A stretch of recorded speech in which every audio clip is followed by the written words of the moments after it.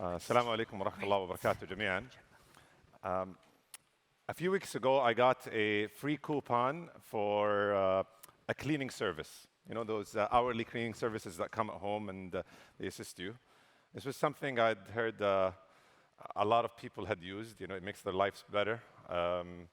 It gives them time to do the things that matter in life. They get to engage with loved ones. They get to go out. I mean, it was free, so I decided to try it. I picked up the coupon and I called the number. They sent a young lady, her name was Lucy, that came over to the house. She quickly got very accustomed to the house. She started cleaning and getting things ready. This made my life better. You know, I had more time to do the things that I wanted. I mean, eventually, really, to be really honest with you guys, I eventually didn't go out as much. I ended up just watching a lot of Netflix and screen time. But in the end,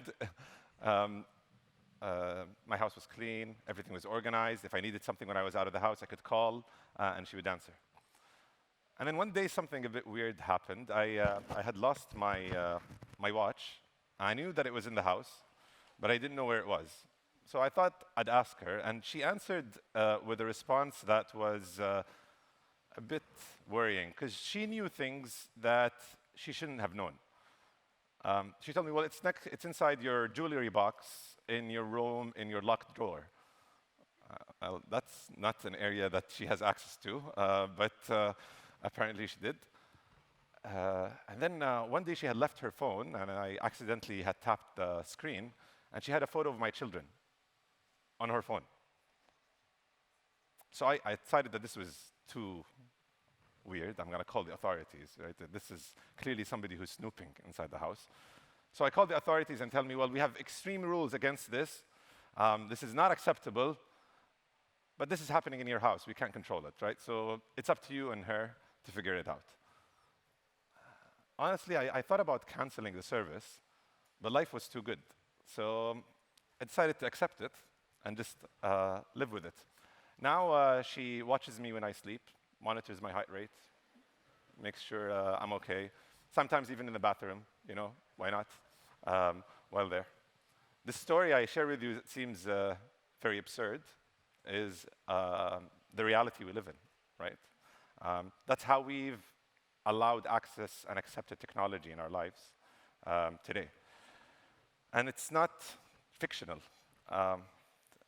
For a toaster to be accepted and go to market, there are like extreme engineering regulations and safety regulations. The size of the cable, the fuse, you know, the heat that it can dissipate, etc. All of that to make sure that it's safe and easy to use for everybody. But a VR headset that can rewire your brain, change your perception of reality, doesn't go through that rigor. We are more concerned about burnt toast than our brains. Our kids are more comfortable becoming performers in front of thousands of people on a screen than they are chatting one-to-one to somebody in a room. Now, some of you might say, we've heard all of this before, it's over-concern, it's hyperbola, it's the apocalypse now narrative. But I want to tell you why I think it's really important to have this discussion today. There are 15 billion phones around the world and 7 billion people. Our research, which is the largest in the world in 30 countries, spanning east and west, shows that in many countries, when people were asked about how they feel about technology, the split is almost exactly 50-50. So we are at the tipping point.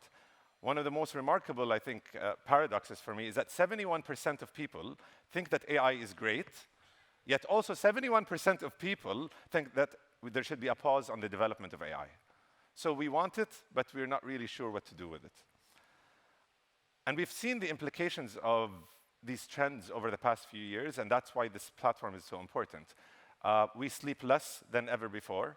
We have less friends than ever before. We spend less time with our families than ever before. We have more depression, more suicide, all correlated with this prevalation of technology into our lives. The second trend that makes this really important to discuss today as well is that it seems irreversible. You know, at COVID, as a result of COVID, our screen time went up by 2 hours on average globally. You would think that if, I don't know, I spent 30 years living my life in a certain way, and then a few months of COVID, my screen time goes up. As soon as COVID goes away, I should go back to where I was, because that was the practice for 30 years or 40 years, or whatever it was. Our average continues to be up by at least an hour. So we've dropped a little bit, but not much. It seems that the results and the impacts of technology and its use on us is irreversible. And then the third final trend is one from the technology developers themselves. We've seen over the last few months so many of these tech developers, leaders, C-suite, come out, leave their companies, and whistleblow. They're the creators of this technology that are raising the warning. I'm not aware of any other industry that is shouting out to be regulated by itself.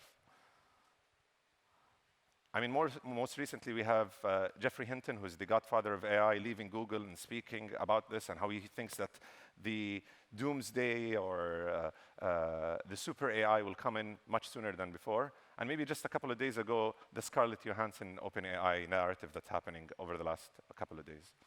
So this is really important, but also very timely. I don't want to sound like I'm anti-tech.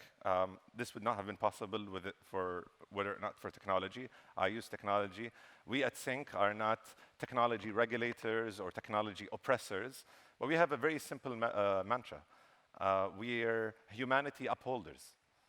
We want to think with people first, technology second, rather than the other way around. And that's really the bedrock of the next couple of days of the summit. We've tried to design this with our partners, our board, and everybody here that's involved to really bring those conversations to life, have meaningful outcomes. Yesterday, there was a scientific closed gathering for over 50 top scientists from around the world that we're here discussing a pathway forward for all of this, because we think that humanity should come first.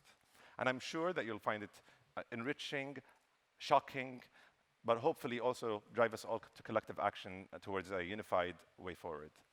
And I want to end with one note. Over the next 2 days, you're going to hear from psychologists, pediatrics, management professionals, teachers, lawyers, everybody from every spectrum. It's no longer a discussion for the IT specialists. Today, we are all technologists. Thank you.